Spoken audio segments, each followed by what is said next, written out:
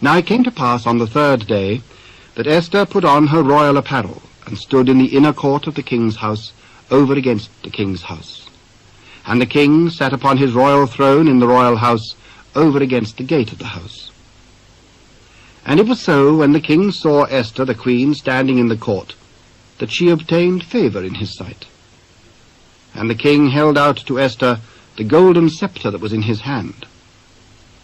So Esther drew near, and touched the top of the sceptre. Then said the king unto her, And what wilt thou, Queen Esther? And what is thy request? It shall be even given thee to the half of the kingdom. If it seem good unto the king, let the king and Haman come this day unto the banquet that I have prepared for him. Cause Haman to make haste, that he may do as Esther hath said. So the king and Haman came to the banquet that Esther had prepared.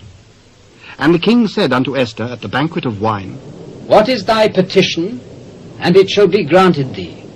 And what is thy request?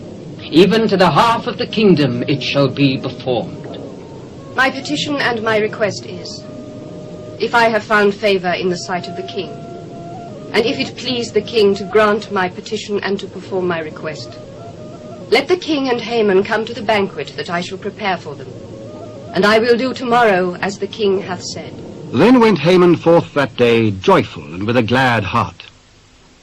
But when Haman saw Mordecai in the king's gate, that he stood not up, nor moved for him, he was full of indignation against Mordecai. Nevertheless Haman refrained himself.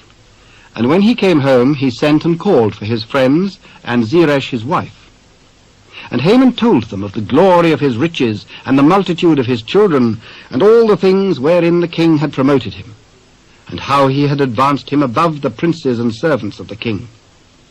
Haman said moreover, Yea, Esther the queen did let no man come in with the king unto the banquet that she had prepared but myself. And tomorrow am I invited unto her also with the king. Yet all this availeth me nothing, so long as I see Mordecai the Jew sitting at the king's gate. Then said Zeresh his wife and all his friends unto him, Let a gallows be made of 50 cubits high, and tomorrow speak thou unto the king, that Mordecai may be hanged thereon. Then go thou in merrily with the king unto the banquet. And the thing pleased Haman, and he caused the gallows to be made.